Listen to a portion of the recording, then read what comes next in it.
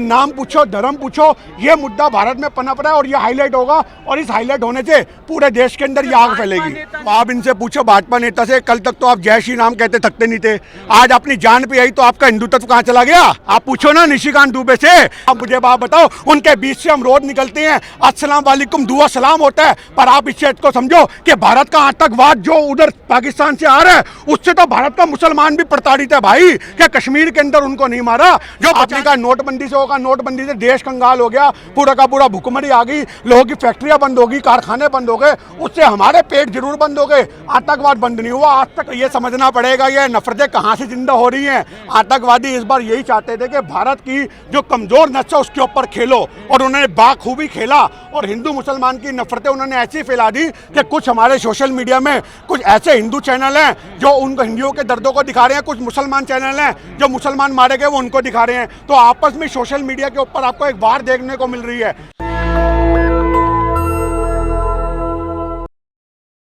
ऐसा आतंकी हमला हम देख रहे हैं जिसमें स्पेशल नाम और धर्म पूछे जा रहे हैं। उसका रीजन क्या है? उसका रीजन सिर्फ इतना सा है कि भारत की राजनीति का वो हिस्सा बन चुका है। आज उन आतंकियों को भी पता है कि अगर लंबे समय तक दहशत फैलानी है तो जिस चीज पे भारत आज खड़ा हुआ है उसी कमजोर नस्ल को दबाओ। उन्होंने वो कमजोर नस्ल दबा करके भारत के लोगों को आपस में लड़वाने का काम किया है और उस प्रोपेगेंडा पे हम लोग सारे के सारे शिकार बनते जा रहे हैं। अरे आतंकवादियों के आपको ये होना चाहिए कि अगर आपको जवाब देना है तो हिंदू मुसलमान को एक होकर के जवाब देना पड़ेगा। कश्मीर के लोग खड़े हुए आज ये कहते भाजपा के नेता, आप समझो अग्रवाल साहब जो छत्तीसगढ़ के हैं, वो वहां पे अपनी वॉल पे बोल रहे हैं, हमें तो डर है कहीं उनको संघ से नोटिस ना आ जाए, चल बे चल तू अपने घर चल। वो बोल रहे हैं कि नजाकत भाई ने हमारी जान बचाई और हम उसके लिए उनका शुक्राना अदा करते हैं। अपनी जाल पे खेल के ऐसे कितने सारे आपको कश्मीरी दिखेंगे जिन्होंने घुड़सवार थे, कोई रिक्शे वाला था, कोई ऑटो वाला था, जिसको जहां मौका मिला उन्होंने भारत के लोगों को, भारत के हिंदू लोगों को, अगर ये हिंदू से जोड़ रहे हैं तो उनको भी बचाया। तो ये नफरतें कहाँ हैं? ये नफरतें हैं बॉर्डर पार, और वो अपने मिशन में कामयाब हो रहे हैं। वो यही चाहते हैं कि भारत की जो कमजोर नस्ल है हिंदू मुसलमान उसको दबाया जाए। ये आप समझो थोड़े दिन पहले जम्मू कश्मीर के अंदर आपको पता होगा कि वैष्णो देवी पे जाति बस पे हमला हुआ था, पर उस हमले में उन्होंने ये नाम और धर्म नहीं पूछा था। इससे पहले टेररिस्ट ने जितने अटैक करे नाम या धर्म नहीं पूछा, उनको लगा भैया हमारा मिशन तो फेल हो रहा है, क्योंकि भारत के अंदर जो हम दहशत चाहते हैं वो तो हमें देखने को मिल नहीं रही। तो इस बार उन्होंने नया हथकंडा अपनाया। वो हथकंडा था कि नाम पूछो, धर्म पूछो, ये मुद्दा भारत में पनप रहा है और ये हाईलाइट होगा और इस हाईलाइट होने से पूरे देश के अंदर ये आग फैलेगी। नेता निशिकांत दुबे कह रहे हैं कि अब तक कलमा सीख लिया हूं मैं, अब कहीं भी जा सकता हूं आराम से। तो आप इनसे पूछो भाजपा नेता से, कल तक तो आप जय श्री राम कहते थकते नहीं थे, आज अपनी जान पे आई तो आपका हिंदुत्व कहाँ चला गया?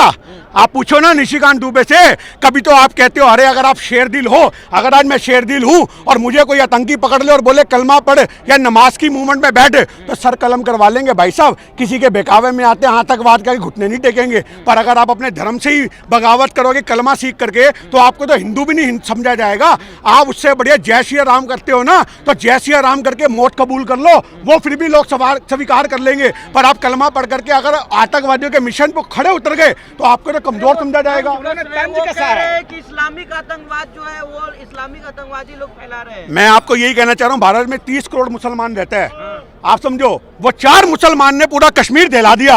अगर आप 30 करोड़ मानते पे ये टैग लगा रहे हो आतंकवाद का, तो तुम तो सांस लेके घर में नहीं पहुंच सकते मेरे भाई। ऐसी कोई गली नहीं है चप्पे चप्पे पे जहां मुसलमान नहीं रहता।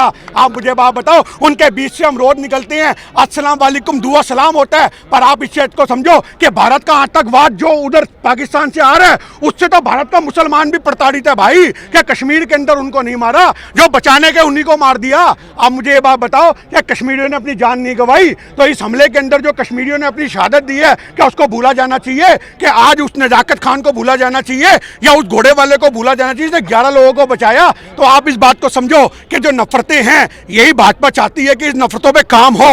वरना आज सरकार से सवाल होने चाहिए मीडिया के अंदर कि भैया तुम्हारी इंटेलिजेंसी फेलियर है, वो यहाँ पे घुसे तो घुसे कैसे? ऐसा कौन सा बॉर्डर है आप मुझे बात बताओ जिस बॉर्डर पे आप पार करो और आपकी चेकिंग ना हो? और वो इतनी बड़ी बंदूकें लेके आए थे, कोई चेकिंग नहीं होती। ये इतना बड़ा मुद्दा है। मचाए वहाँ पे 1.5 घंटे। आप ये देखो, उन्होंने मारा, वो आए, मार के चले गए और 1.5 घंटे तक कोई सिक्योरिटी नहीं आती। तो ये तो वही पुरानी फिल्में याद आती हैं कि यहाँ पे हम कांड करने जा रहे हैं, पुलिस थाने में फोन जाता है कि 2 घंटे तक यहाँ मत आना। ये वही माहौल में देखने को मिला। इसके पीछे कौन है, किसके इशारे पे वो हुआ? और यहाँ पे हमें देखना चाहिए कि हमारे देश के अंदर लोगों की लाशें पड़ी हैं और इनके प्रोटोकॉल हो रहे हैं जी, रेड कारपेट पे चलेंगे। क्या अमित शाह जी को, गृह मंत्री को, क्या ये चले आए, सऊदी से छोड़ करके आ गए? हाँ, वो भी हमने देखा, उनको छोड़ के आगे। चले गए कि मैं कह रहा हूँ उसको छोड़ के आगे, क्या छोड़ के आगे? आप पहले अमित शाह का जवाब लीजिए कि एक गृह मंत्री को शोभा देता है। जिस कश्मीर की धरती पूरी खून से लाल हो रखी है, वहां उस लाल धरती पे आप कारपेट बिछाओगे और नवाबों की तरह चलोगे? तो यह सवाल नहीं बनता क्या? अगर आपको प्रोटोकॉल का एक दिया गया हवाला तो आप उससे दूर होके भी तो चल सकते थे, पर नहीं, आपने तो पूरा का पूरा अपना सिंहासन दिखाना था। और मोदी जी के लिए खबर बन रही है कि मोदी जी आ गए, डिनर छोड़ दिया और अपना एक जो उनका दौरा था वो छोटा कर दिया। अरे आकर के क्या करा? क्या कश्मीर गए? और राहुल गांधी जी आज कश्मीर में लोगों से मुलाकात कर रहे हैं। मोदी जी का जहाँ फर्ज था लोगों के कंधे पे हाथ रखना, उनको गले लगाना, और वहां पे जाके बिहार में हुंकार भर रहे हैं, इसका जवाब देंगे। हर जवाब इनका पुलवामा पे शहीद मरे तो इन्होंने वोट मांगे। आज जो हमारे देश में कोई आदमी मरता है ये उससे कैश करने की सोचते हैं, किससे वोट कैसे बटोरे जाए। गिन्नी जी 370 हटा कहा गया कि नोटबंदी हुआ, आतंकवाद का कमर तोड़ दिया गया है, लेकिन इस तरह की कायराना घटना हो जाती है, कैसे देख रहे हैं? हमारे भारतीयों की तोड़ गए वो तो। हाँ। आप ये बात बताओ, आप कह रहे नोटबंदी से आतंकवाद टूटेगा? हमारी कमर तोड़ गए भारतीयों की वो। उन्होंने भारत की रीढ़ की हड्डी पे वार करा है, कश्मीर पे वार करा है, पर आप उस चीज को हल्के में ले रहे हो। आप ये बात बताइए, आप कह रहे 370 से आतंकवाद हटेगा, कौन सा हट गया? आतंकवाद तो अपनी जड़ें आज भी मजबूत करके बैठा हुआ है। आपने कहा नोटबंदी से होगा, नोटबंदी से देश कंगाल हो गया, पूरा का पूरा भुखमरी आ गई, लोगों की फैक्ट्रियां बंद होगी, कारखाने बंद हो गए, उससे हमारे पेट जरूर बंद हो गए, आतंकवाद बंद नहीं हुआ। आज तक कितने सारे ऐसे लोग हैं जो नोटबंदी के वक्त खड़े नहीं हो सके। हिंदू संगठन के लोग कह रहे हैं कि 26 मरे, 26 मुसलमानों को मारेंगे। आप जगह जगह वीडियो देखेंगे, दाढ़ी टोपी देख के पीटा जा रहा है मुसलमानों को। देखिए, मैं आपसे ये कहना चाह रहा हूँ, बदला लेना चाहिए पाकिस्तान से, और ये बदला ले रहे भारत के मुसलमान से। तो ये समझना पड़ेगा ये नफरतें कहाँ से जिंदा हो रही हैं। आतंकवादी इस बार यही चाहते थे कि भारत की जो कमजोर नस है उसके ऊपर खेलो, और उन्होंने बाखूबी खेला।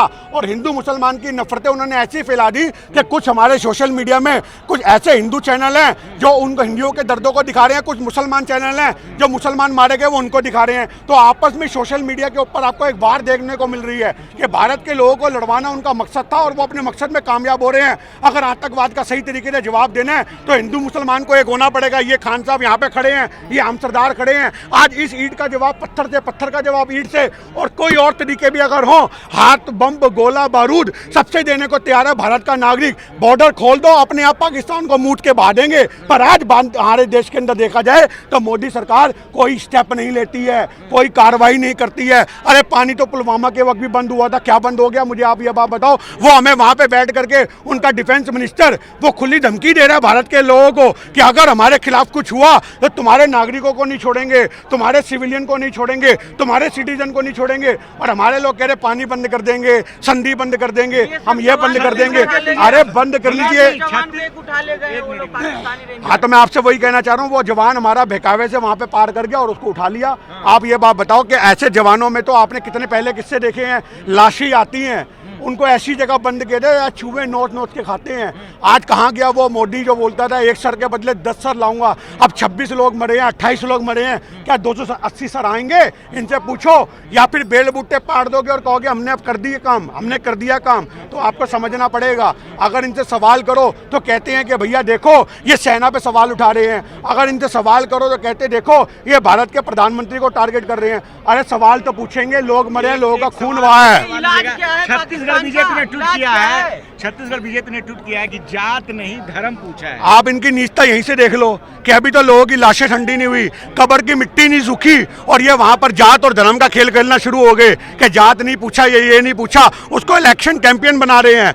आप ये बात देखो कि जिस समय आतंकी हमला हुआ है 5 मिनट में पूरे सोशल मीडिया पे वो खबर फैल गई। तो यानी कि तुम्हारे दिमाग में, हमारे दिमाग में दर्द था, तकलीफ थी, पर तुम्हारे दिमाग के अंदर ये था कि कैसे उस घटना को कैश किया जाए, कैसे उसको वोटों में बटोरा जाए। ये नफरती जो चीजें चल रही हैं, इसको अगर खत्म करना है तो भारत को एक होना पड़ेगा। पाकिस्तान का क्या इलाज है? पाकिस्तान का एक ही इलाज है, वार, जो इंदिरा गांधी ने किया था। उसकी छाती पे पैर रख के 2 हिस्से किए थे। 1965 में लड़ाई हुई, 48 में लड़ाई हुई, 71 में लड़ाई हुई और अटल बिहारी वाजपेयी के टाइम में भी लड़ाई हुई। पर ये मोदी ऐसा है कि जिसके काल में सिर्फ और सिर्फ हम लाल आंखें देखते हैं और 56 इंच छाती देखते हैं लटकी हुई, जिसको फीते से नाप नाप के, इंची टेप से नाप नाप के इनके अंधभक्त बड़ा करते रहते हैं। आज 56 होगी, कल 64 होगी, पर इलाज पाकिस्तान का एक ही है और वो है दहशतगर्दों के खिलाफ हमारे देश के लोगों को मिलिट्री उतार देनी चाहिए और पूरा का पूरा एक तरफा युद्ध का ऐलान कर दे। अगर पैसों की कमी पड़ेगी तो भारत के लोग खड़े हैं 140 करोड़ हिंदू मुसलमान देख करके नहीं, पाकिस्तान का खात्मा देख करके। नेशनल दस्तक की आपसे गुजारिश है कि अगर इसको बचाना चाहते हैं तो नेशनल दस्तक को सब्सक्राइब करने के लिए रेड कलर के सब्सक्राइब बटन को दबाएं, फिर बेल आइकन की घंटी दबाएं। नेशनल दस्तक को बचाने के लिए बहुत जरूरी है कि हर खबर को शेयर करें, लाइक करें, कमेंट जरूर करें।